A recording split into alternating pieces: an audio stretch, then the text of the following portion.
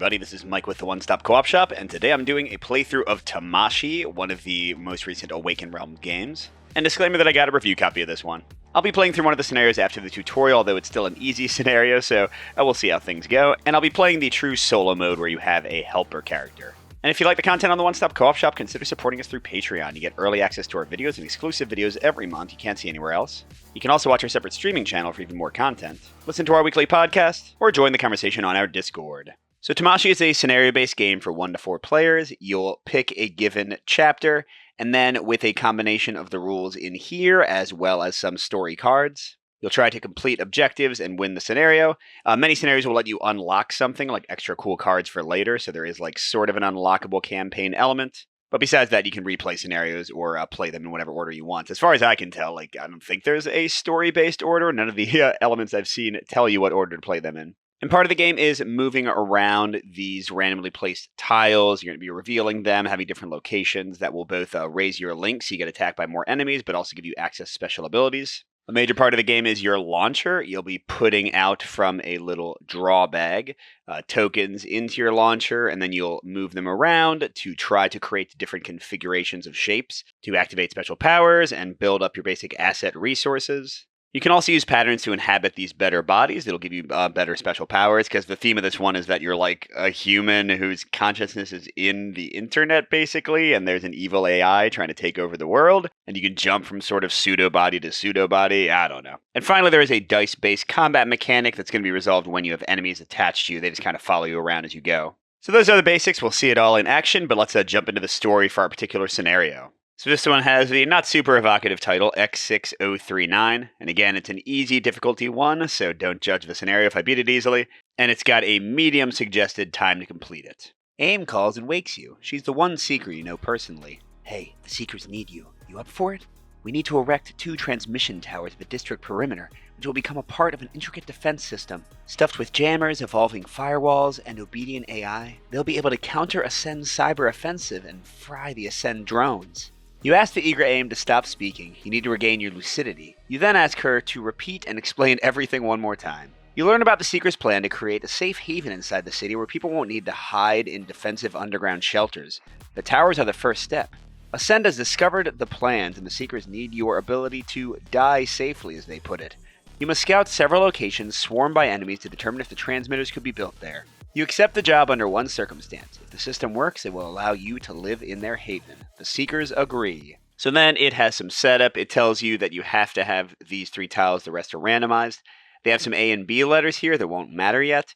And then 4 of the tiles have these little blue tokens on them. Those are going to come into play with the scenario.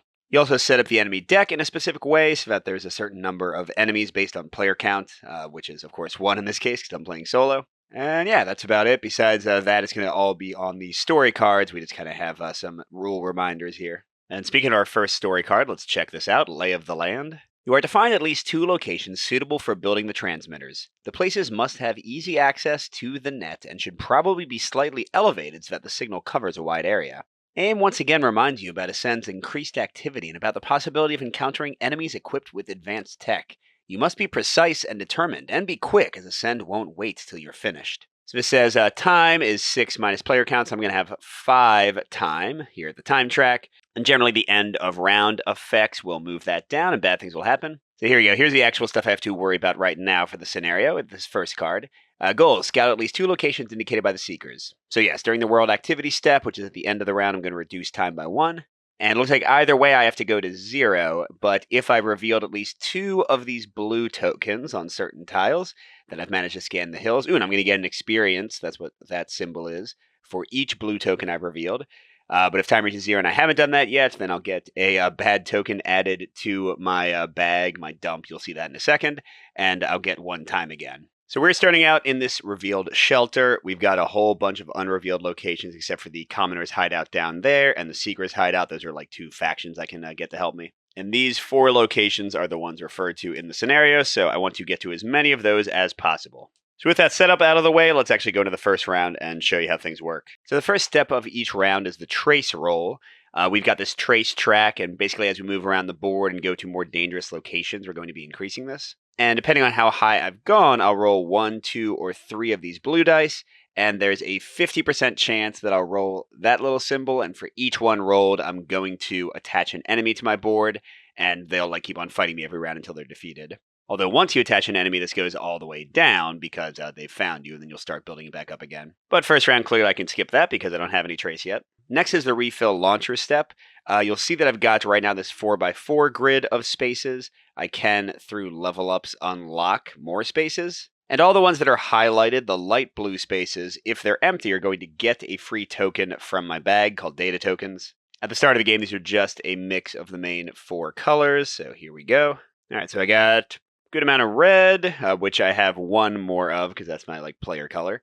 And then I have 3 blues, 3 greens, and 3 yellows in the bag, but 4 reds. Okay, and finally we have the program step. You'll see on my current body, which is just a basic walker body that is actually printed right on my board, I have a 4 programming, which means up to 4 times I can move one of these data tokens to an orthogonally adjacent space. Or if they're already next to each other, I can, for 1 program move, swap their spaces. Now, why does it matter? I'm trying to create certain patterns. So first of all, 3 in a row, and these can be rotated however you want, although they can't be mirrored. Well, mirroring doesn't matter here. But yeah, so 3 in a row, like vertically or horizontally. Green will get me 1 shield, which is used to block damage. Blue will get me 1 memory, which is used to get upgrades and equip them. Red will get me 1 power, which will give me more dice to roll in combat. And yellow will get me 1 reroll, which can be used to reroll dice that spawn enemies on me, or my combat dice and that kind of stuff. And then also a pretty important one, the experience pattern, blue, green, yellow, red. Although again, you can, rotate that around. So it could be red, yellow, green, blue. That'll get you 1 experience. 1 experience by itself doesn't do much, but 2 will give you the option to do a bunch of different things. You can unlock the purples. You can permanently increase your health total, get a wild token added to your pool. Lots of cool stuff. Now, additionally, if I do the pattern indicated on one of these advanced bodies, there's always 1 plus the player count available. Then I can become one of these and get better stats, better attacking, all kinds of cool stuff. But unfortunately, at the moment, both of these need 3 greens, and I don't have that many, so I'm not going to be able to do that yet. Now, one final thing to keep in mind is my learning protocol. I draw 2 of these at random at the start of the game and pick one. And these are like little side quests that you have to complete in order, but if you complete all of them, you get a permanent bonus for the rest of the scenario. And step 1 for me is launching a star basic pattern. And if I get that, I'll reduce my trace track by 2 and gain any asset of my choice. Now, what does a star pattern mean? You start out with a token up here matching your player color, which right now is red. So anytime you see the little star symbol in anything else, it refers to red, but I can, at the hideout, which is where I am actually right now, I can use the action there to change it to any of the 4 colors if I want to, although right now red is fine. And just to preview what's coming, step 2 is to change what my core data is. That same thing I just showed you, which again is at the location I am now. If I do that, I can get 2 experience. And then finally, if I have at least 6 tokens matching that core data color, which is tough because I only have 4 red to start right now, then I'll have a pattern I can use every turn with any token to change my core data on the fly, and then gain an asset in the color of my core data. So that is pretty cool. Although really, I kind of just want that that 2 experience first. Now, something else to think about with the movement is that sometimes you just want to get the tokens off of the highlighted spots, because that way you'll get more free tokens into your launcher in the next round. All right, but for now, even though I could do a red pattern, which would get me some of the, I forget what it's called, energy to get more combat dice, I see that I can get the basic level up gain experience pattern very easily. That was 2 of my 4 moves to make the blue, green, yellow, red combo. And then for my last 2 moves, let's get the reds close to each other, because I hope I will get another one later, and get another one off of a highlighted space, so I'll draw more tokens. Okay, now I don't actually do anything with those patterns yet. I don't launch them yet. That's slightly later in the turn. First, I'm going to have the move and trace step. My character, my body's current movement value is 2, which means I can move up to 2 spaces away, but you have to stop on places that haven't been revealed yet. You'll get a bonus, a free something from the little magnifying glass there, and then the location will flip over. But once things have been flipped, you can move up to your full movement value. Now, the locations that I know about, the shelter says, as its action, I may change the star, my core data, like I mentioned, and or inhabit one of my advanced bodies. If I've unlocked multiple advanced bodies, you can have 2 at a time. You can swap between them here. The Seeker's hideout says draw 1 Seeker augment from the Seeker's deck. Augments are equipable upgrade cards. The ones from the factions, the Seekers and the Commoners in this scenario. They give you additional cool patterns you can do for special powers and things, so not bad. Now, in true solo, you have what's called the Jordan bot. It's supposed to be like its own miniature or standee, but just to kind of differentiate them, I'm just using one of the miniature base rings here. So they also have a 2 movement value, and they can move to locations, reveal them. Anything they gain from revealing the location goes to you instead of them because they don't actually keep track of anything. And besides that, the only real effect they have is that they have these 5 batteries. And in the turn, you can spend a battery to act like you are where they are instead of where you are. So, for example, like if I went over here and they went over there, and I really love the location power that they revealed, but don't like the one that I revealed, then I could spend 1 battery to pretend I'm there. Also, for like mission specific things, like let's say I have to get to a certain location, I can send them there and then spend a battery to treat myself as being there. And a final very important thing about locations before we actually move is the trace value. So I mentioned before you're going to be rolling at the start of each round based on your trace to spawn enemies. The value on the left is how much trace you gain from moving into there. The value on the right, which is going to always be higher, is how much trace you gain for staying there, because then Ascend, the AI, can track you down and lock in where you are. So the Seeker's Hideout gives you an awesome ability to draw a card and potentially get a lot stronger, but it's also very well known by the AI, and you'll get a lot of attention for going there. And in the case of the Jordan bot, I can ignore their value for trace unless I spend a battery to treat myself as being in that location, and then I get their value instead of my own. So it's kind of like I just become them for the turn. But anyway, I think for now we can probably split up. There's 2 of these blue tokens, so let's kind of work toward them both. I'll go the long way around and go up here. This is going to gain me a data token of my choice. I guess I'll go for red since I know my side quest eventually wants me to get a lot of reds. Whenever you gain a new token, it goes in your dump. That's also where it's going to go once you use a pattern. And when your bag runs out, you just put those back in, kind of like a discard pile. Okay, and let's see where we are. A damage district. Good, not too high of a trace value. The district bonus is program 1, which means I can just move 1 more token in my launcher. So that's not too bad. And let's have Jordan go down here, which is going to get me a single green asset, a shield, to block damage later. Oh my gosh, 4 and 8. What is this place? Wicked Square. Roll a blue die. 50% of the time you get a chosen asset.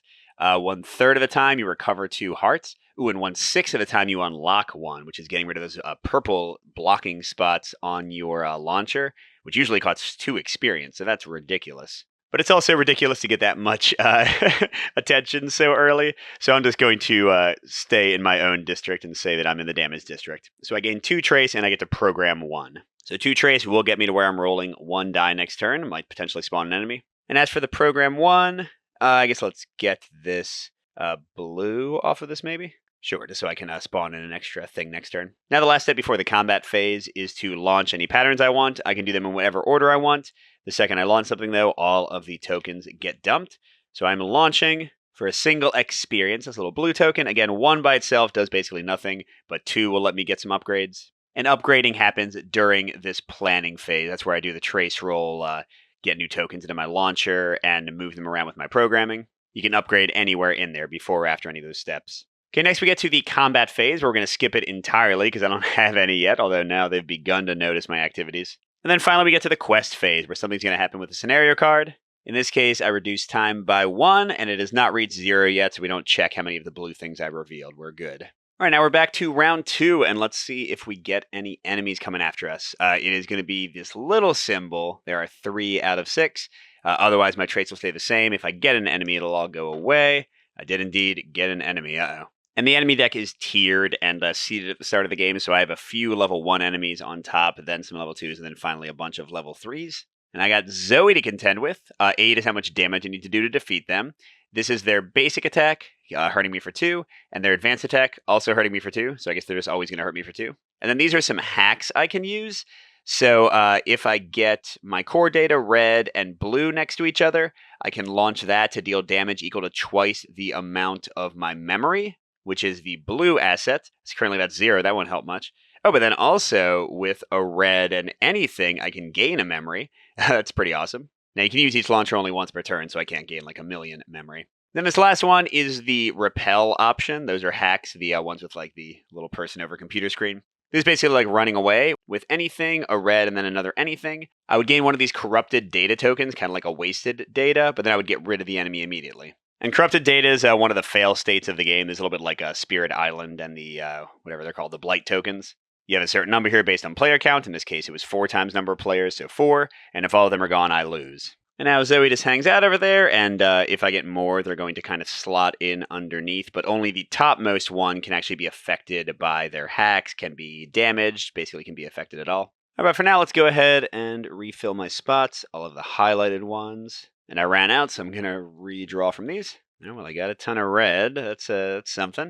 All right, so I got 4 moves. I might as well get a red combo going this turn. I'd also like to get a red next to something else. So I guess 1, and then I can treat either of those reds as doing something. Then maybe start building a green combo. I'm pretty close to that. Maybe like 2, swap 3, 4. And then when the reds go out of the way, I'll be almost set for greens. All right, but first we're going to move and trace, and then we'll get back to launching.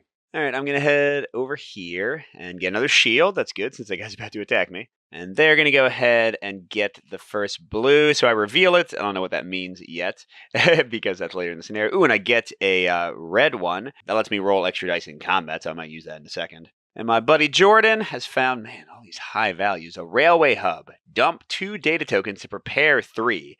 Prepare means you just get to draw that many tokens from your bag and then place them on any empty spaces you want.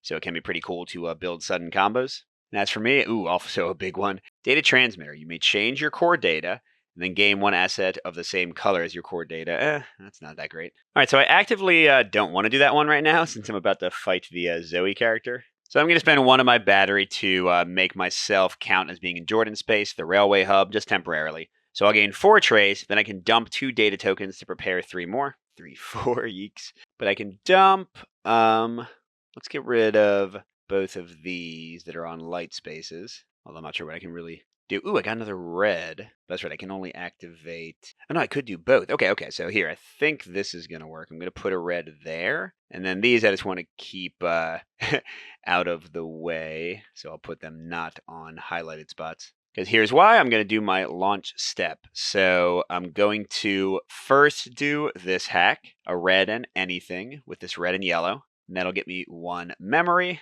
Then I'm going to do this one specifically for red. It's a red because it's my star, my core data, and blue. So that deals damage equal to twice my memory, which is 2 damage. So he's got 2 out of 8 dealt. And then I'm also going to 1, 2, 3, do 3 reds in a row. And that'll get me another power. I just checked its name to roll extra dice in combat if I spend it. And because I launched a red my core data pattern, I'm going to reduce my trace by 2 and gain a chosen asset. Ooh, actually, wait, hold on. Let's change the order of that. Let's say I did the red first, and let's make the chosen asset my memory, because then I would do 4 damage with this guy's hack instead of 2. That seems nice. And my trace goes back down to 2, so I'm only rolling 1 die next turn. Nice. All right, now we actually have a combat phase. We're going to do an attack roll. You always roll 2 dice for the enemy, as I'll show you in a second. And then for me, I'm rolling 1 attack die based on my body, and I can spend power to roll more. And he's going to do 2 damage to me. My walker body's power is that whenever I lose any amount of damage, I deal that much damage back. Which means if I let him hit me for 2, because you can choose to use your shields or not, I'll get him down to 6, so I'd only need to do 2 damage to defeat him. So I'm going to spend a single power to roll a second die. That's adding on to my 1 basic for my walker body, and we'll see how that goes. So for the enemy, you're rolling 2 dice. This one with values on it, they're mostly 2s and 3s with 2 1 faces and 1 blank face. That tells how many enemies you're going to activate if there were more underneath my guy. So here it's not going to matter unless I get that 1 in 8 chance of nothing. It's just going to be the 1 guy activating. And then this, it's a 3/8 chance they'll roll the bigger value, which activates their special ability, or a 5/8 chance they'll roll the little one. In this case, both of their attacks are just dealing 2 damage, so the special is no different. So yeah, really all I'm looking for is whether or not they get the 1 out of 8 chance of missing. And I'm rolling my 2 blue dice. Those are my combat values. Okay, so 1 enemy would have attacked, and they would have used their special abilities. And I've got 2 basic rolls. These tend to let you use cool powers and stuff. Oh, and speaking of cool powers, I forgot that I start with a couple things based on my class. So these are already equipped augments. The energy booster during the combat phase. Before I roll, I can get +1 die roll. But if I do, I'm going to suffer 1 damage for each blank I roll, which is 1/6 of the faces. And then termination code is a nice one. That's only if I roll one of those special symbols. If my top enemy has 3 or less life left, I can defeat it. So it's kind of like a 3 damage attack, but only in certain circumstances.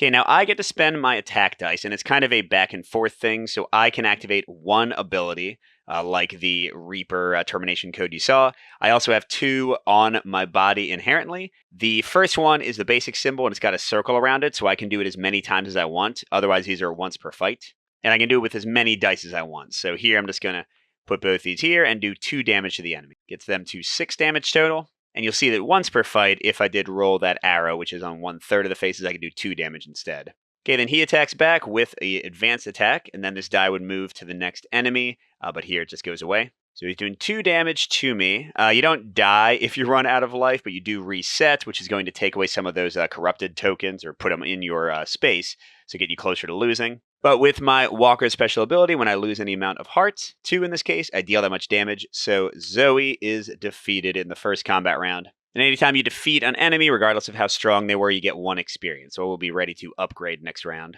And just to note, I could have, when they attacked, used my shields. It's an all or nothing thing, so you either block as much damage as possible with your shields. In this case, I would have blocked all of it. Or you block nothing. So you can't be like, I'll take 1 damage and use 1 shield. All right, but that was it for Zoe. Not too bad, although I guess I'm almost half dead now, so that's kind of rough. But we're going back to the world activity. Our time track ticks down 1. We got 3 more rounds to go to try to get some more of those blues. And all right, we're about to go into the planning phase. Now, at any point in here, I can upgrade stuff. I could spend my memory and or my experience. Let's show my options. So for 1 memory, I can trash a data token. Discard means it's gone completely from my launcher. That's best used on those corrupted ones, although they won't go back to the full corrupted pool, so they don't actually give you more time to not die. I can also gain a basic data token of my choice, red, blue, green, or yellow. Or most important, once I've gotten some of those augment cards from the factions or from my class, you're about to see the options there, I can spend the indicated amount of memory to equip it and actually start getting its bonuses. Okay, then for 2 experience, I can gain a maximum heart and increase my hearts by 1. I can get rid of one of those purple blocking spots, so my launcher will have more space and also spawn in more tokens every turn. I can get a wild data token, which is, first of all, any color I want, but also is required for some of the strongest patterns. Or I can draw 2 class augments, keep one and place the other on the bottom of the deck. But that would not be equipped right away. They're just like these ones. I would have to spend the cost first to actually start using it. And kind of between the purple unlocks or the class thing, I think I'm going to add a wild to my dump. Anything new you gain goes there. And eventually it'll cycle back around. That costs my 2 experience. And then I'm not going to spend any of my memory yet. I'd rather wait until I get a good augment. Okay, but now getting into the actual regular order of things, I'm going to roll to see if I get another enemy. And this time I do not, which is good in that I don't have to fight anybody, but bad in that this is going to go higher and higher. If it gets to the top, this topmost spot, you immediately spawn 2 enemies and it goes back down to the bottom. Again, I just realized my bag is empty, so I guess I'm getting all these back in. Come on, wild.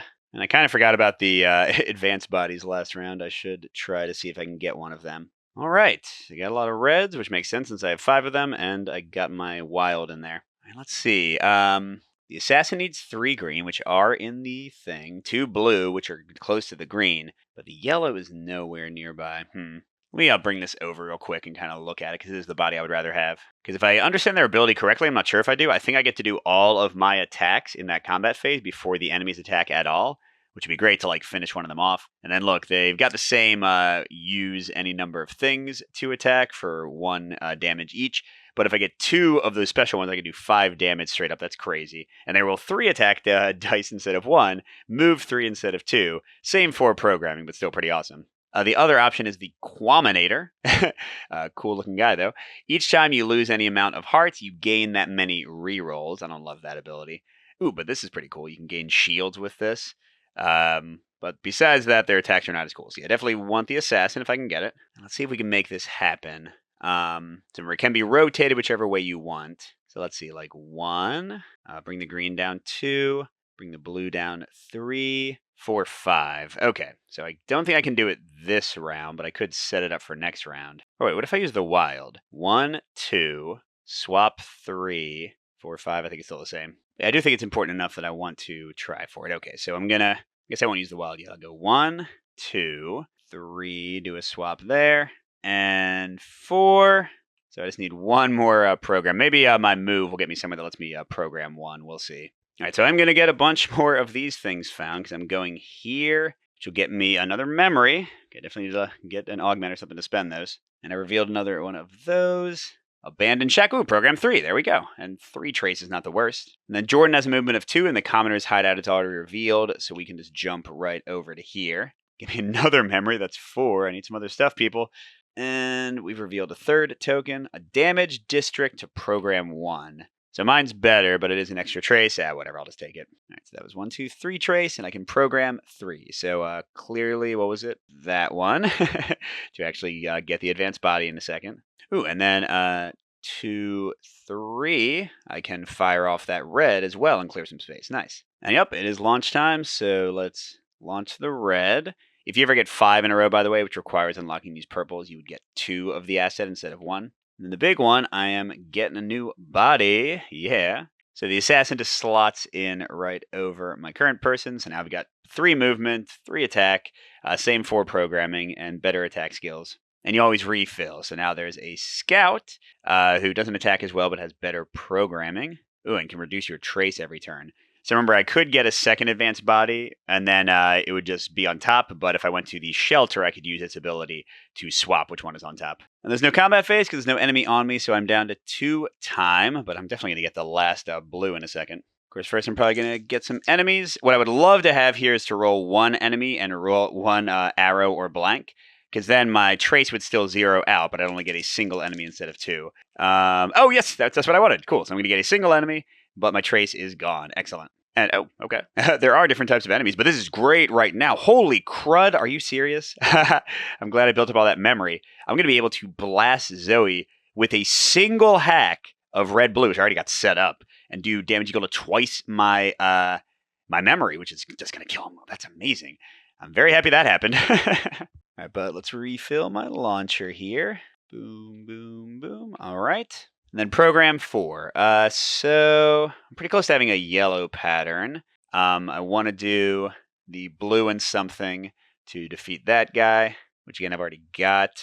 So yeah, let's go for the yellow. So I'll go 1, 2, 3. And then, I don't know, move the wild, the open data token so that I can spawn in a new token next time. And now I have confidence that Jordan can get to the last one of these. So I'm going to have them keep moving. Ooh, that's a good one. That's a free experience point. Thank you. Whereas I'm seeing an opportunity to do my next learning protocol. I'm going to move 3 with my new enhanced movement back to the shelter, only get a single trace, and I can change my core data, which is what's required for step 2 of my learning protocol to gain 2 experience. I'm experienced up, y'all. Especially after I get 1 from defeating this guy. This is going to be awesome. All right, so I do have to change this. Right now I just have a ton of reds and not many other things. Well, let's switch it to yellow. Well, yeah, I guess it's fine. Oh, no, that's right. Crud. Hold on. I just realized to actually do this, I have to have my core data and blue next to each other. So hold on, let's let's rewind a little bit. Playing solo, let's you cheat a little. I'm going to say that instead of moving my wild up there, I moved it over there to get next to the blue, because then it won't matter. I'll still switch my core data to yellow, which completes step 2, and I get 2 experience. I'm at 3 total. All right, now actually doing my patterns. Let's fire off a yellow for 1 reroll.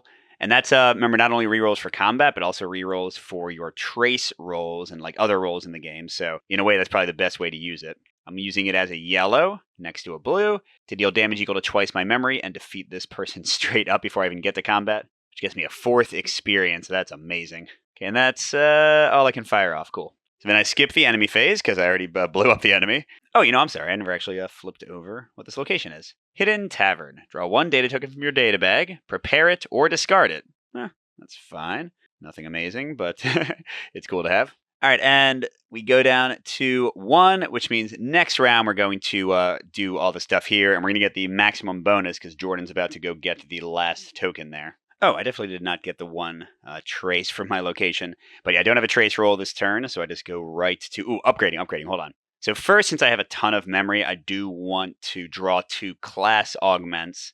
See if I can equip a nice one. So you pick these at the start of the game. These are the Reapers. And you get to draw 2 and pick 1. The cost to equip it is down here, so either way it's going to be 1. The one I don't pick is going to go to the bottom of the deck. Okay, each time I resolve a hack, I can prepare 1. Remember, that's drawing 1 from my bag and placing it in any empty spot. Or each time I launch a faction augment pattern, I can deal 2 damage, which is actually really powerful, but at the moment I don't have any faction augments. But I am next to the Seeker hideout. I could get one. So yeah, let's go for Circuit Melter. It seems super powerful. I am equipping it immediately, by the way, for 1 memory. I don't have to. I could just kind of keep it around. And Codebreaker will go to the bottom. Okay, now I still got 2 experience left. But if I'm about to run over here, what if I unlock a purple spot now? It's going to give me the capability of getting longer patterns for 2 assets instead of 1. And also all the unlocked spots are highlighted, so you are going to draw more things every turn. So definitely good to get those out. Okay, so now here we go. Drawing. Got a ton of red, not too surprising. Ooh, but I got a very easy shield here. That's great. All right, so yeah, wise or not, I am going to go to the Seeker hideout. It's going to be 3 trace, but I get to draw 1 Seeker augment from the Seeker deck, and then I can equip it with my memory. Meanwhile, let's get the last one of these. I got a shield. I'm up to 3. I'm not feeling too in danger of dying. I flipped the last one of these. I still don't know what the symbols mean yet, but I guess we'll find out. And I found the mainframe. I got to hack the mainframe, everybody. Prepare 1 if I wanted to use a battery to pretend I'm Jordan, which I do not. I'm hanging out with the Seekers, and they're getting all the targets painted on my back with 3 trace when I move in. But I get a RAM assembler. Okay, so it takes a blue and anything. That's not a hard pattern to do. Gets me a memory. Costs 2 memory, but who cares? And then because I have Circuit Melter, each time I launch a faction augment pattern, I can deal 2 damage to my top enemy. So heck yeah, let's equip that immediately. Shoot, I could even fire it this turn if I wanted to. Oh, wait a second. I didn't actually program. Crud. So let's pretend I don't know about the RAM assembler. Because I was going to go 1, 2... I don't know what else I would have done. I guess gotten these things off of the spots. So like 3, 4. I mean, am I doing that because I know the RAM assembler is going to let me do something? Shh, nobody knows. It's okay. All right, so now I've moved. I can get 1 shield. Oh, things do cap out at 5, clearly, because you don't have room after that. I can get 1, what was it, power? And then, whoops, RAM assembler. Oh, I didn't know you were there. I could do a blue next to something to gain 1 memory. If I had an enemy, I would have dealt a damage with that. But more importantly, I'm literally drawing tokens for every spot. Next turn should be awesome. Okay, no enemy phase, because I didn't get anybody. But time does drop to 0, so let's see what this card says. If time is 0 and there are at least 2 revealed blue, I got all of them. You manage to scan the hills and send data to the Seekers. Each player gains 1 experience for each revealed thing, so I get 4, y'all. Remember, this is a easy scenario, so it's not supposed to be too tough. Then I'm going to advance to P2. You send the data to Seekers, and they respond with a short message. Good job. These locations will do. Sending engineers. You don't have a chance to take a breath when the second text appears on your retina implants. Under attack! Ascend! Artillery! They are destroying the city! Serious! Buy us time! It seems that it is still not the time for you to rest. You have an idea. You will play with the targeting system of those upcoming missiles and try not to die in the process. Oh, time stays at 0. Place player +1 damage markers on the Seeker hideout. Dude, that's where I am. I don't want to be here where the missiles are going to hit. That's 2 damage with 1 player. And then plays player count missile strike. These are special cards that come from the unlocked things. They wouldn't be shuffled in. Enemy cards face up next to the Seeker hideout. Okay, so they have infinite life. That seems tough. They do 2 damage and 2. So again, you're seeing the most basic versions of these enemies. Ooh, but I can hack with green, blue, yellow, red. I can discard them. Discard but not defeat, which means I wouldn't get an experience. Or with, 2 wilds. I don't have that.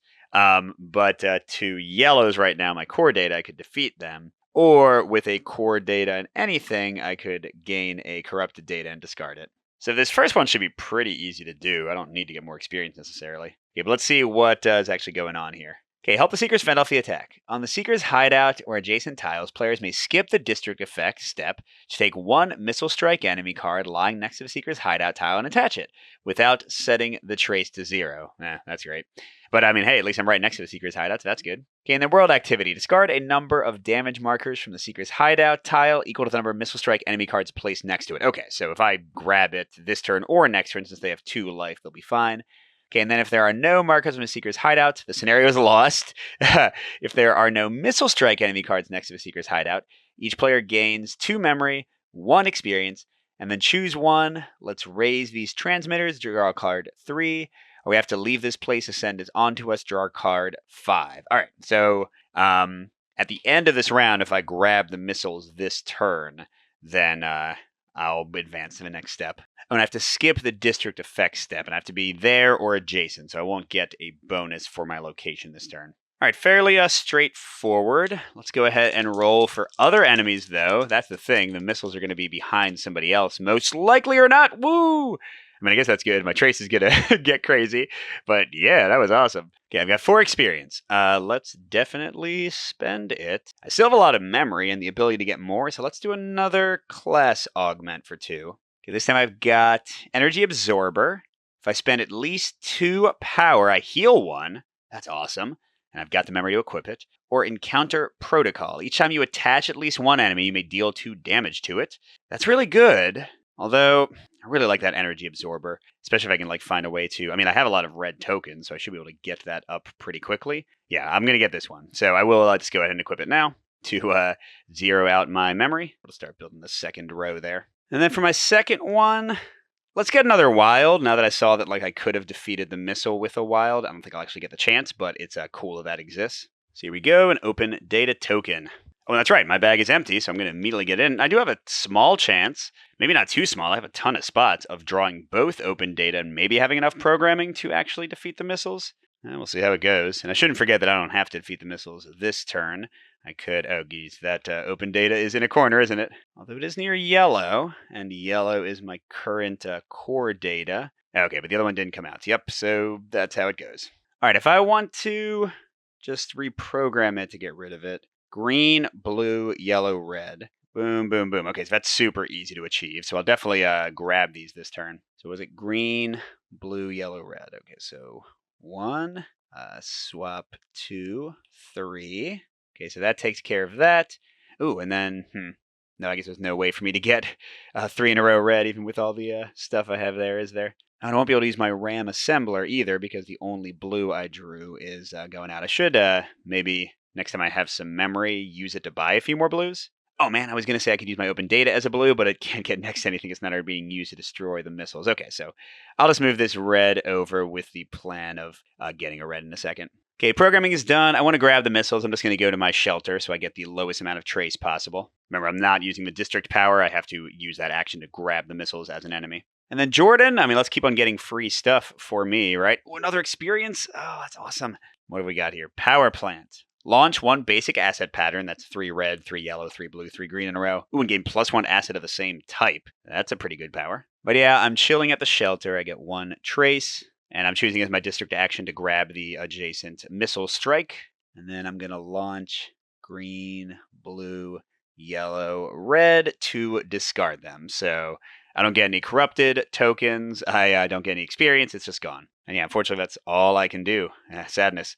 Ooh, hold on a second. I just want to check something. I have at least my step 3 of my quest. I just got rid of a red a second ago. So that was, oh no, that's right. Red is not currently my core data. Yellow is. Because I think I can count the open data as red, which would have meant that I would have had 6 red, I think, on my launcher. So yeah, if I can change my core data back to red, I should be able to unlock that pretty quickly. All right, once again, no enemy phase because I already hacked them away before they got the chance to do anything. So we're just going right to the scenario. So I gained 2 memory. Ooh, and another experience, so now I'll be able to level up again. And then... yeah, I still want to try to create the safe haven. I'm not going to give up. Let's go to card 3 instead of running away. Under construction, the Ascend's artillery is disabled by clever seekers who invaded the combat system while you were busy protecting them from the missiles. Really? I thought I did that. But there are still transmitters to be built. Seekers' engineers are coming to the locations previously pinpointed by you, and they will require help. No one knows when Ascend will attack again. This is not what you agreed to, but you will negotiate a better deal later when the job is done. New orders, Ames' message appears. 2 towers are needed, but if you help raise more backup transmitters, we will make it up to you. Protect and lead our builders. I believe in you. Whoa, so we get 7 time for this. Okay, the damage is discarded from the Seeker's hideout because they're not getting blasted anymore. And we put 4 generic tokens on the Seeker's hideout and go to card 12. Okay, so I guess we have 2 cards active at once. Oh, geez. Engineers. Okay, the tokens on the district tiles represent engineers. 1 marker is 1 engineer. Their goal is to build transmission towers. Players need to escort and protect them. Okay, so during move and trace, when a player moves, they may also take any number of engineers from the district tile they started their turn on. So we need to go to the Seeker's hideout and move them with their character. If they do, oh my gosh, your trace goes up by an additional 2. Okay, and then during player activity, when a player is on a district tile with both a blue token and at least 1 engineer, the player may roll a number of blue dice equal to the number of engineers in that district. If at least 1 result matches the token symbol, replace the blue with a check mark. Oh, I got it. If there is no match, discard an engineer from that tile. Whoa. So they like die in the process. I guess I want to get all 4 of them. Because yeah, it says take any number of engineers, and it's just a flat 2 increase of my trace, regardless of how many engineers I have with me. All right, I still have to flip this over as well. Okay, aid the engineers. Okay, so I'm going to lose 1 time, discard 1 token from each district tile with no player characters. Okay, so we need to get to the engineers ASAP. If time is 0 and there are at least 2 check marks on the map, so we have to wait until time gets to 0. If time is 0 or there are no engineers and fewer than 2 on the map, we lose. Otherwise, if time is 0, yeah, bad stuff happens. Okay, so we can do this. All right, so this sort of simplifies my turn, doesn't it? I'm clearly going to go over and go to the Seeker's hideout to grab the engineers and protect them. Crud. I don't want 2 enemies. Let's try my 1 reroll and see if I get lucky here. Beautiful! So we 0 out my trace, but I only get a single enemy. That was excellent. Although we are out of level 1 enemies, so this is going to be my first level 2, a charger. 9 life, 3 damage on a basic attack, which remember is 5/8 of the time. 3/8 of the time, it'll be 3 damage, and I dump all of my core data from the launcher. Should be yellow right now. Okay, ooh, and I can hack with a wild. Deal 3 damage, but be used multiple times. You are dead, Charger. I'm going to crush you. Or I could run away with red and green. Yeah, who cares? All right, so yeah, that definitely seals it. I'm going to spend my 2 to get yet another open data. Let's make this work for us. Okay, and then we got fill, boop, boop. Come on, where is it? Boop. There it is, last one. All right, so I will be able to do 6 damage straight up to the Charger this turn. That should make things quite a bit easier. And I'd also like to get a memory from that, which would do 2 more damage, and I need to do a single damage. Like, this guy's going to be so dead. So I need to get a blue next to something. I also want to get the red, so let's do boop like that. That's 1. These will take care of themselves with the Charger's ability. So let's maybe move this blue over. That's 2 to go with the green, maybe 3 to start getting a row of yellows going on. And then set up another blue for later? Sure. And then, yeah, I really don't have much choice here. I don't want the engineers to die, so I'm going to move to the Seeker hideout. But it didn't say that I have to give up my location action, so I will get another augment I can probably equip with my memory. I'm going to get 3 trace. Yeah, Jordan. Ooh, another experience. Need 1 more. Cool. Getting lucky with these middle ones. Server farm. Spend 1 asset to gain 1 other asset. So I could like get rid of a shield to get a reroll or whatever. All right, so I gained the 3 trace. I'm going to get another power. Remember when I spend 2 power in a combat because of my energy absorber, I'll heal. And then boom, boom, doing 6 damage to the Charger with their hack, which it says can be used multiple times. And then I'm also going to boom, boom, to use RAM Assembler, get myself a memory, and because of Circuit Melter, do 2 more damage. So again, they have a single life, so they are 100% going to be dead. And yeah, I think that's all I can do. Oh, I forgot to get my thing. So I can't equip it yet. I have to wait until the next upgrade turn. Auto code support. Okay, so I really wanted to switch my core data back to red. A chosen player programs 2, which again, that's pretty dang great. And because of my Circuit Melter, I'll also deal 2 damage again. So yeah, I definitely want to equip that at my next opportunity. But we're going to the combat phase. I have 3 attack now, and a single regular hit will kill the guy because he only has 1 life left. Although if I miss, he'll be doing 3 damage to me. I mean, whatever. I'm not going to miss, right? Okay, cool. So I got 2 basics. They would have done a basic attack. Up to 3 enemies would have activated. But I go before they do. You're dead. That gets me a 2nd experience. Heck yeah. Okay, then time ticks down, but I'm not feeling too worried. Back to another round of saving the world. We are not spawning anybody. I like that. I'd love to get like a yellow so I can reroll next turn when I'm in the probably 2 range. I do have 2 experience. This time, yeah, I mean, I'm about to equip a thing. So let's go ahead and do that and get more stuff spawning. All right, I got a ton of wilds, right? Boom, boom, boom. Okay, not too bad. Oh, sorry, I didn't actually spend my experience. I think I ran many wilds, but yeah, if I can switch my my thing to red, I would unlock. But I mean, I really didn't care about unlocking that, so whatever. Okay, but I do have 4 programs, and then what was it? Oh, right, I'm going to equip this for 1 memory. So now if I use a yellow, I can program twice again. Now I can get a double red, but I don't want to because it's not going to do anything special for me. So let's do 1 program there. I've already got a blue and a red to gain a memory from my 1 thing. Although actually, here, let's go 2, 3. Might as well get a reroll instead. Yeah, and I can use that as a yellow. And so that was 3. I don't know, get this red off there. 4. It's going to make it happen, y'all. Let's go to the abandoned shack, which will increase my stuff by 3. Oh, that's right, it's 5 because I'm bringing these friends with me. Oh my gosh. That's okay. It's okay. Yeah, we got a bit there. But if I can get the reroll, I have a chance of, like, with 3 dice, maybe only rolling 1 or 2 enemies. And that would be a lot better than the automatic 2 spawning there. And hey, Jordan, don't worry, I didn't forget about you. I mean, I kind of forgot about you. Ooh, another reroll. That'll be great in a second. And Fortified Sanctuary. Gain 1 chosen basic data token. So I can just, like, put a red into my dump, for example. But no, for now, I'm going to get a final power. So if I do get some enemies, I'll be able to smack them. I'll get a reroll to hopefully stop myself from getting too many enemies. I'll get a memory with my RAM assembler, although I don't have any enemies to actually hurt with that ability. And I'll do auto core support with this to be able to program twice, which, what the heck, let's just literally draw the world here. I like that. All right, there's no enemy step, but I am doing this engineer thing. So during player activities before the world activity where the time goes down, I'm going to roll dice equal to the number of engineers, so all 4. And I need to get at least 1 of the special icons. So decent chance, that's a 1/3 die face.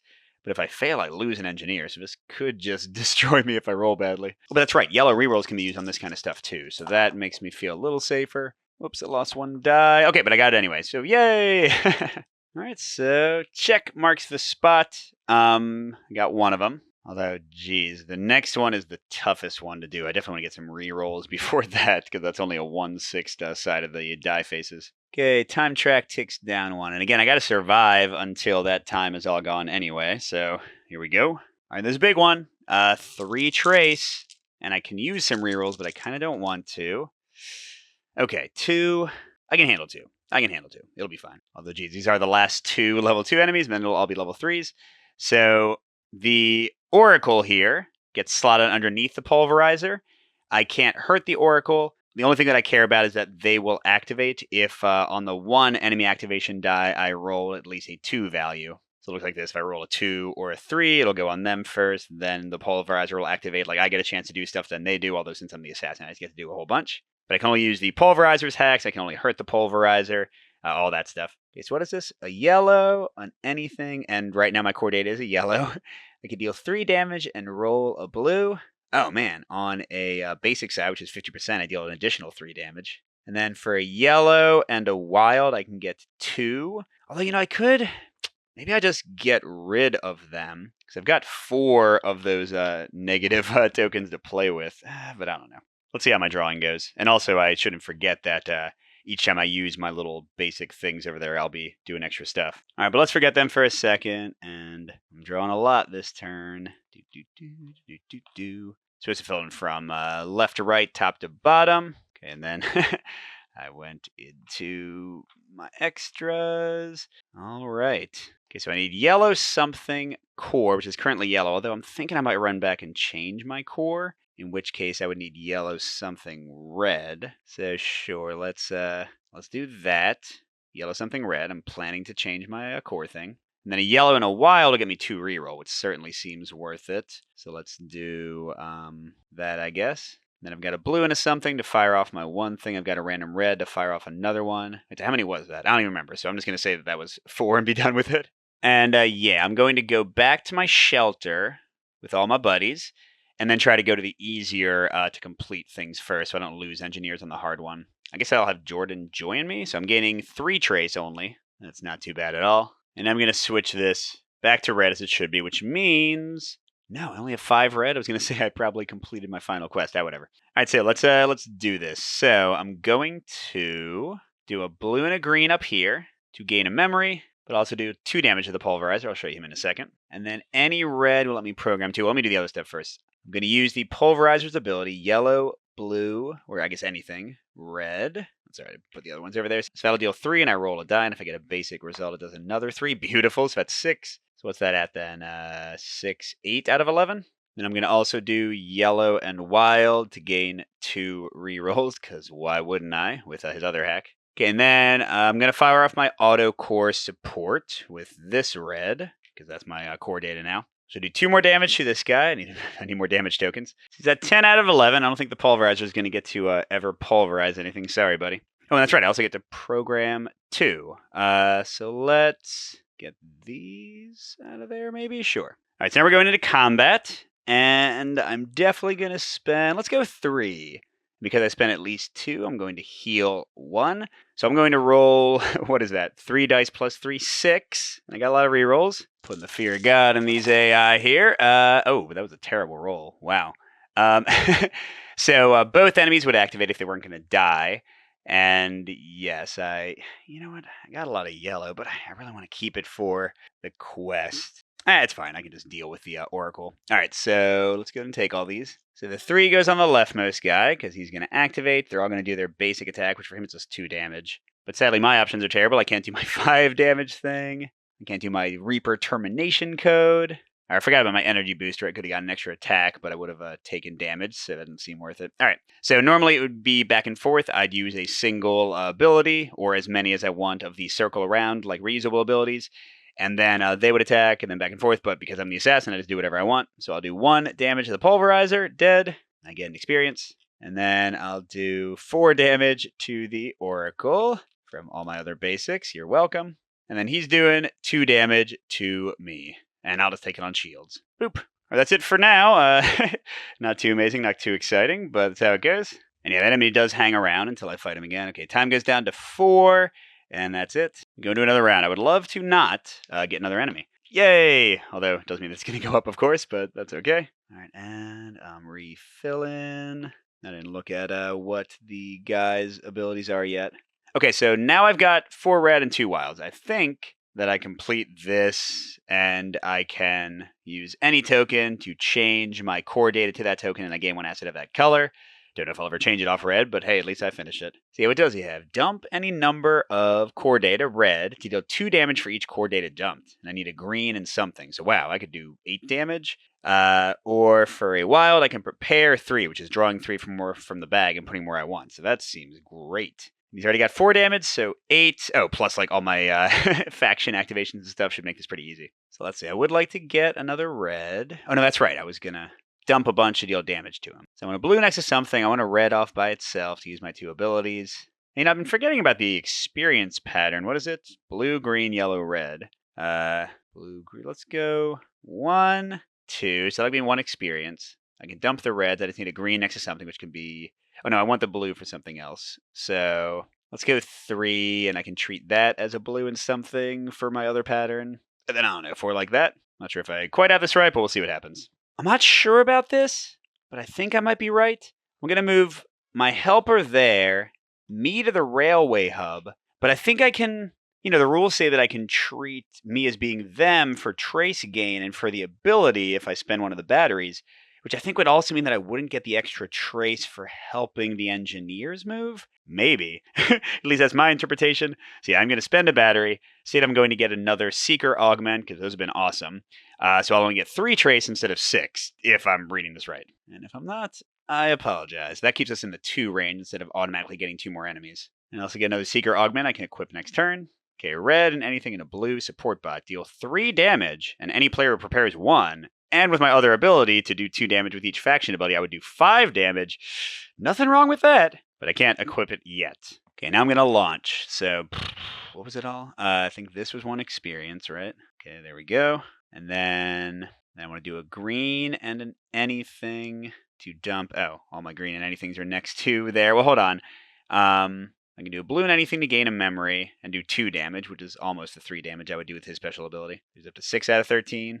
And the thing is, with my assassin ability, I'll kill him so quickly. I'm not too worried if I don't do all the damage I could do. Okay, but that was my RAM assembler. Then for my auto core support, I'll just pull off a red. That'll spawn something later and do 2 more damage to him. And I can program 2. I want a green next to something which I already have. Oh no, I guess I don't really care about a green next to something. So for the program 2, let's just move stuff off. And he's left with 5 life. I think that'll be fine. Yeah, so I'll just go ahead and use his Prepare 3 ability. I guess I should have done this before I move things around. Okay, so I can put these anywhere. So what the hey, let's do a bit of this. I'll go boop, boop, call that a red, and I'm still in the launch phase, so I can launch him for another power immediately. All right, then we'll go into the combat phase. I've got to do 5 more damage. Got 3 dice. Should probably boost that. Let's use my energy absorber to roll an extra, or not my energy absorber, my energy booster to roll an extra die. But if I roll blanks, I'll get hurt. And then, well, now it seems a little bit overkill. I'll just go to 5 dice with 2 red and heal myself back up. All right, let's see how this goes this time. That's much better. So 2 enemies would have done a basic attack, but my assassin, if you remember, has a 2 of this dice thing to do 5 damage, so that guy's gone. Gets me a 3rd experience, not too shabby. Although I will probably be drawing some level 3 enemies in just a second. Now we're getting to the player phase. I'm going to try to roll with 4 dice a basic thing, and I got 4 rerolls. I'm not worried about this. Okay. Boom, got it. All right, so that does that. So I've now completed the mission, although I do have to wait until the time runs out. But if I can do more, they said they would reward me. Usually that means you unlock more stuff for future games. So we'll definitely try to do that. Yeah, I still got a good number of rounds to go. All right, speaking of rounds, come on, I just want to spawn 1 enemy. 1 enemy, yes, give it to me. That was awesome. I mean, maybe not super awesome because every enemy is going to be a level 3 now. Phantom. Okay, deal damage equal to your pro, which is only 4. Deal damage equal to your attack, which is 3. So I can fire both of those off, 7. He's only got 12 life. Oh man, he does 5 damage if he gets a super attack, though. That's cool. All right, I do have experience. Let's equip my support bot for 2, but I still got 3 more memory. You know what the hell? I want to just augment forever. All the powers. Kinetic battery. With a special, I gain 2 power, which would combo super well with my one that lets me spend 2 power to heal. Or weak spot sensor, I can reroll 1. I'm going to get this one. Wow, it costs 3 memory, so I'm zeroed out again. But yeah, if I have an extra arrow, which I don't know if I will, I can gain 2 more power. Don't forget when I use power, I can heal, so heck yeah. All right, yeah, I think that's probably about as many augments as I'm going to get. Okay, here we go. Lots of tokens to place. All the tokens are on my board. All right, here we go. So let's look at their patterns again. So blue, green, blue will deal 4 damage. Seems worth doing. And one of my 4 moves will take care of that. Now what's this one? Red, something, blue. We've got blue, green, blue there with the wild. So red, something, blue. So I guess that's a second move. That should set up that one. That'll deal 5 damage. So that's already 9 damage. Oh, you know what? Maybe, hold on. Yeah, I think I was thinking of this wrong. I'm going to go 1, 2. And then I think with my extra program, I might be able to do something else. I just have too many things on the board, so I'm not sure if this is all going to work. We'll see. Okay, and then I'm going to cheat again. I'm not sure if it's cheating, but I'm going to spend a battery to say that I'm this guy and only get 1 trace, I think. Yeah, I don't know. Maybe I'm cheating. I'm not sure. Maybe I should still get the 2 bonus trace. But whatever. Let's just move over here with my 4 engineers, and I'm going to take 1 trace and say that I'm playing right. Now, it does mean I'm here, so I can change my pattern or do a different body. Oh, I forgot to get other bodies. But no, I'm not going to use that. Okay, now the launching. Blue, green, blue. Damage equal to my programming, which is 4. There we go. Happy Phantom. I'm going to do this one. Red, something, blue, which I'm being wasteful in doing this. So that deals 3 damage, and I can prepare one, taking one from the bag. But since I also used a faction ability, that's actually dealing 5. So that's 9 out of 12. And I get to prepare one. Ooh, a red. Red, yellow, red to deal damage equal to my attack. Sure, why not? Boom, boom, boom. So he's already dead, and I get an experience. And then let's do blue and red to raise up my memory with my RAM assembler. And then what the hey, I'll use my auto code support, treating this as a red to program 2. So I'll go 1, 2. All right, take that, foes. No enemy phase. Let's see if I can get an arrow. Yeah, awesome. No rerolls needed. But of course, the toughest one is coming next turn. And time ticks down by 1. And you know what? I don't know. I feel like I am probably cheating. So I'm just going to go ahead and give myself the 4 trace that I kind of cheated my way out of.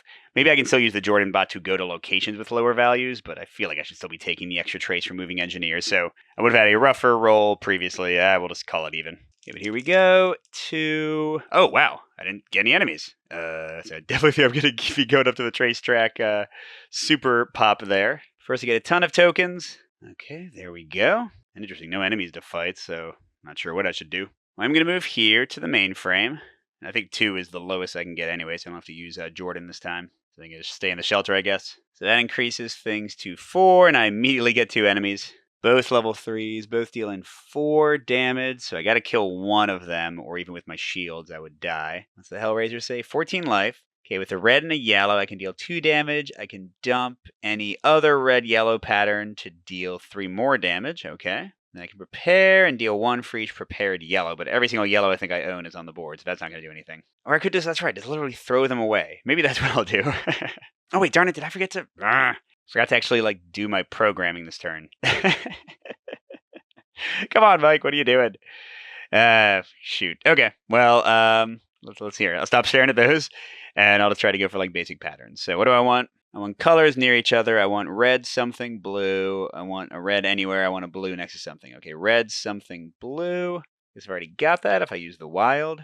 And I would really love to like actually have some more red for getting more dice. So that's 2 moves. Got a random red for the one thing. Got a blue and a yellow over here for the other thing. Okay, so 2 moves, and then I guess I'll get the greens there and the yellows there for 4 moves. Okay, now let's get back to it. And I forgot, for the main frame I get to prepare one. So, oh, wild.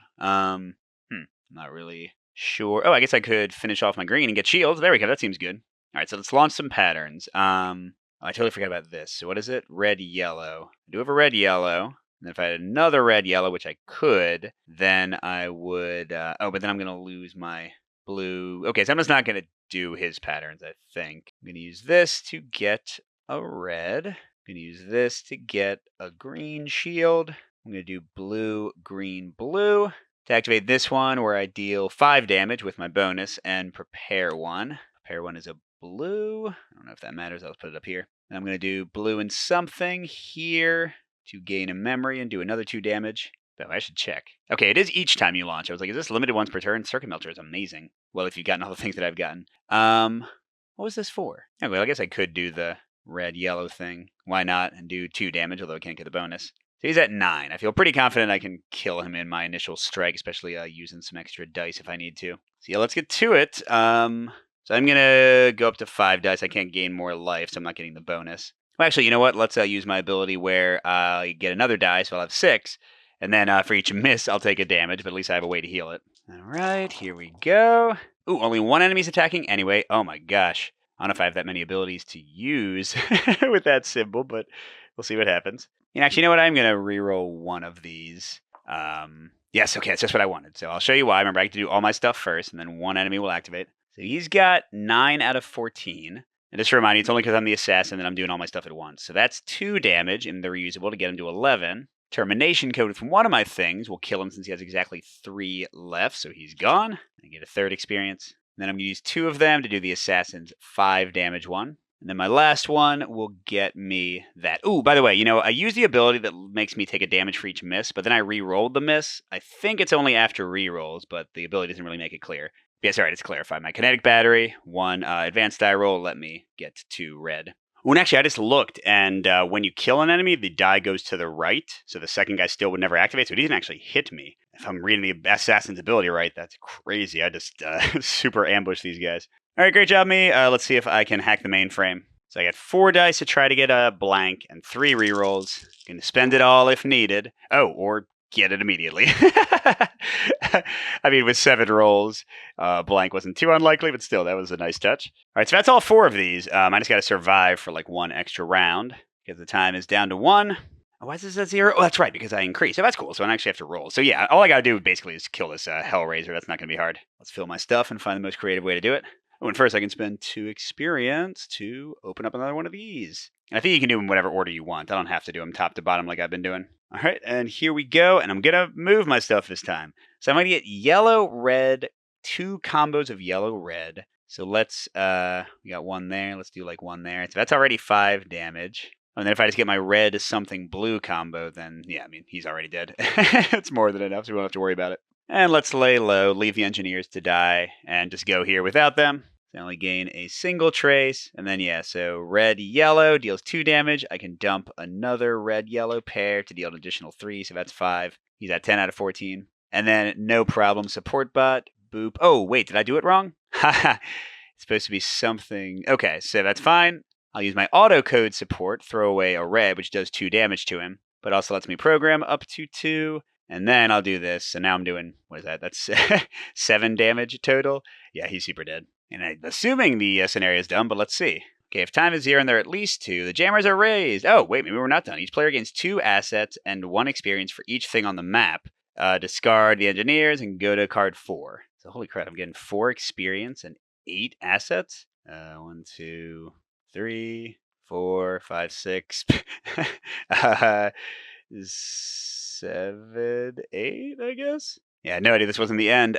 You did what you could to oversee the engineers. Of course, more transmitters could be built, really, but the ones already standing will do their jobs well enough.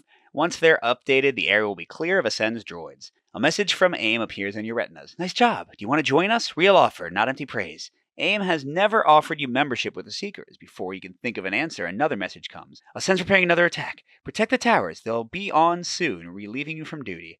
Ascend sent military droids armed to their metallic teeth. If you don't stop them, it will be all for nothing and another district will be lost. Okay, so time is 0. Place 2 times player the number of Ascend tokens on the district tile with, which is closest to the first player. And then place 2 life or damage markers on all of the tower tiles. All right, so the railway hub is the one getting attacked here. Now, what's it say? Defend the transmitters. So during the combat phase, so for each regular, or no, never mind. That's an advanced result. I can discard 1 token from my current district tile. Okay, and I can attack even if I have no enemies. That's good. Okay, and then world activity, where they have those tokens, discard 1 marker for each token there. And then if there are no tokens there, move them to the next place. Okay, so I just got to kill both those guys. Oh, I mean, I can do that in 1 turn pretty easily, I think. Okay, so I have no trace roll. I forget if I got the experience for defeating the last guy since I thought things were ending. But either way, I've got 4. So what the hey, let's just do that and get another one of those, and we'll be having fun all day. And hey, everybody, don't forget, this is a easy scenario, so if the fact that I'm railroading it seems too easy, that's maybe a bit by design. All right, so I need to attack, which means... But I don't have to deal damage, I just have to roll well. See, I don't really know what I want here with my 4 programming. I'm already almost maxed out on everything.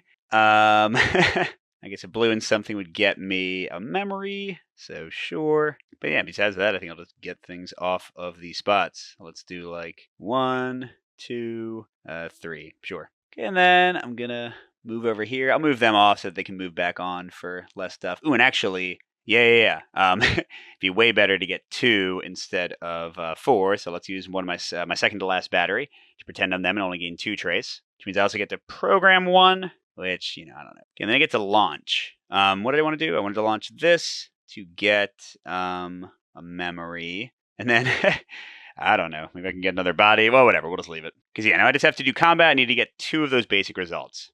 And I feel like this is probably the end, so let's just burn it all, baby. Roll 8 dice. And I've got 5 rerolls. Just need 2 of those arrows. Whoops, I lost it. Oh, there we go. We already got it. Okay, so boom. Come in, just cut through with my laser sword or whatever the heck I'm using. Love it. Okay, and then, draw a card P8. Hopefully this is the end, because I'm definitely not keeping close track of everything. With the transmitters online and connected to the local net nodes, the area turns into a fortress, impenetrable to Ascend's drones. The Seekers, with your help, manage to create the first safe district inside the city. Of course, there's a possibility that Ascend will find a way to breach the current defenses, but the Seekers won't be goofing around either and will be honing their skills and working on countermeasures.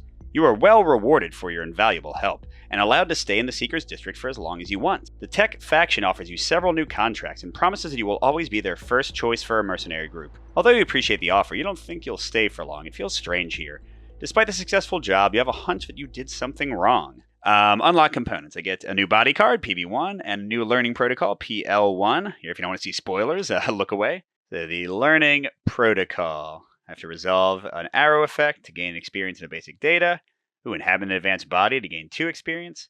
Use a shelter district tile. Before the trace roll step, you can inhabit your other body. That's kind of cool. So it just lets me flip back and forth between bodies freely. Which would have been good here to get the scout to reduce my trace and give me more programming, and then switch to the assassin when I was going to fight. But that just goes in the random pile of other ones, so there's no guarantee you'll get it in any given game. Okay, and then engineer. Equipping augments costs 1 less. 5 programming. Easy way to gain a ton of memory. Not very good at fighting. Definitely not one you want to take into battle like the assassin, but not too tough to get either. That's pretty cool. And again, that would just go in with the rest of the bodies. All right, so thanks for watching, everybody. That was Tamashii. I'll try to have a review sometime in the coming months. I'm still pretty slammed with games, so I won't get to it right away. But I hope you enjoyed, and good gaming. I'll see you at the next stop.